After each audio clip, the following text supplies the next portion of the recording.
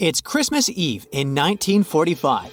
George Sauter and his wife Jenny are at their cozy home in Fayetteville, West Virginia, celebrating the holiday with 9 of their 10 kids. Their oldest daughter makes the night even more special, bringing extra gifts for her younger sisters. Good night, kids. The couple heads to bed around 10, but they decide to let the kids stay up late to enjoy their new toys. Little do they know that right then, at that very moment, it's the last time their whole family is together. At midnight, the phone rings. Jenny wakes up and rushes downstairs to answer it. It's an unfamiliar female voice on the other end, and creepy laughter emerges in the background. Jenny says that the person has the wrong number and quickly hangs up. On her way back to bed, she closes the curtains, locks the door, and turns out the lights. She glances at her oldest daughter, who is peacefully sleeping on the living room couch. So Jenny thinks to herself that the kids must be upstairs in bed. Well, she probably should have double-checked that. It's 1:30 in the morning and Jenny wakes up once more. This time, a thick smoke is creeping into her room. Jenny and her husband rush out of the room only to find flames everywhere. Despite being completely shocked by the tragic scene, the couple and 4 of their kids manage to escape, but the other 5 kids are still inside the house.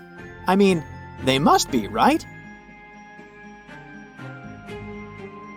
The thing is, investigators did a brief search of the grounds on Christmas Day, but they didn't find any trace of the kids.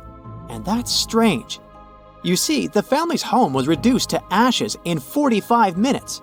And a body usually takes 2 to 3 hours to fully disappear in a fire. Could someone have taken the kids? Well, that's one theory. On the night of the fire, one witness indeed reported seeing a black sedan full of people speeding away from the family's house. And the chilling part is that some people reported seeing the kids in a car, at a restaurant, and even in a hotel on the following days. But none of these reports were confirmed. And not even a billboard with the missing kid's photo could give them any clues as to their true whereabouts. A disappearance case as mysterious as this one occurred in 1996 in Wilson County, Texas. Patty Vaughn was described as the kindest person in the world and an amazing mom to her 3 kids. On Christmas morning, she called her sister, all teary, saying that she had had a big fight with her husband. But that was not surprising because they were going through a tough divorce after 13 years of marriage. Later that day, Patty met with her husband at their house so he could celebrate the holiday for a couple of hours with their kids. But Patty had a different plan for the evening. She wanted to drop their kids at her cousin's house and enjoy the last hours of the holiday with her new boyfriend. Unfortunately, she never got to meet him that night. The day after the traditional gift exchange, Patty's boss found her blue Dodge Caravan on the side of a road leading to her home and workplace. But she wasn't inside, and she was never seen again. Have you ever heard of Britain's Roswell? Yep, that went down during the holidays, actually on the day after Christmas in 1980.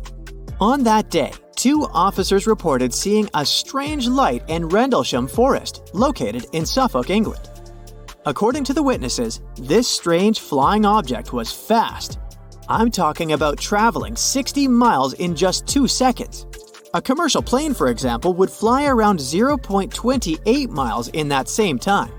So the officers thought that whatever was there, it was clearly under the control of the intelligence. Well, this story is quite well known, but there's another UFO mystery in England that's even more eerie. And it also happened during Christmas. Imagine being woken up at 1:25 on Christmas Day by a loud noise coming from the roof. That can't be Santa Claus, of course, but you start to question yourself. What started as the noise of branches hitting the roof becomes louder and louder until it sounds like giant hailstones, making you crazy. You stick your head out of the window and see nothing. Absolutely nothing. The sound then turns into a hum, then into a faint whisper. What looks like a horror movie plot happened to Mildred Head in 1964 in Warminster, a small town in Wiltshire, England. But she was not the only one. Later that morning, another woman was walking down the street when she was suddenly thrown to the ground by the force of savage sound waves. Around the same time, a couple was surprised by a similar noise. They described that frightening sound as if 5,000 tiles from their roof were ripped off and then put back on again.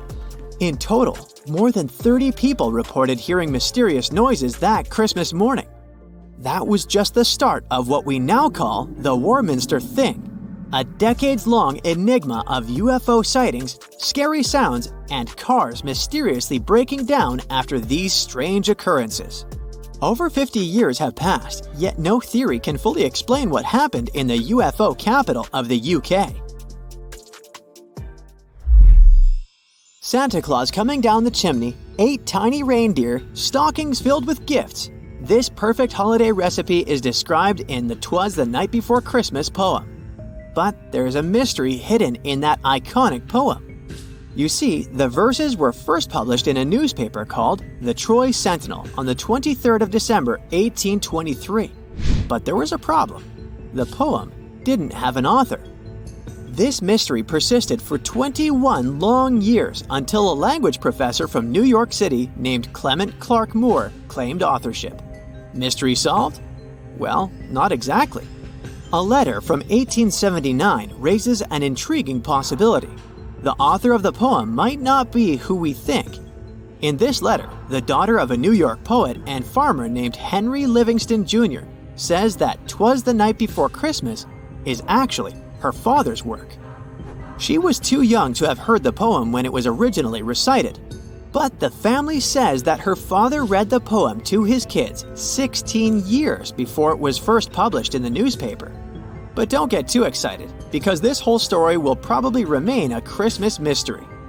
The truth is that the alleged author passed away just 5 years after the poem's publication, never once claiming to be the real author.